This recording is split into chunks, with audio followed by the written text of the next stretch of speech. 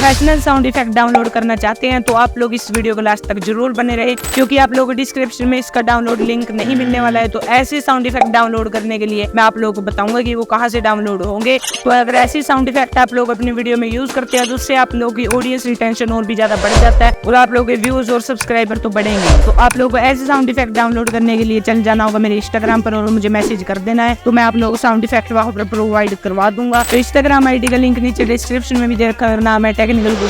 तो अगर आप लोगों को साउंड इफेक्ट डाउनलोड करने हैं तो अभी मुझे मैसेज करें।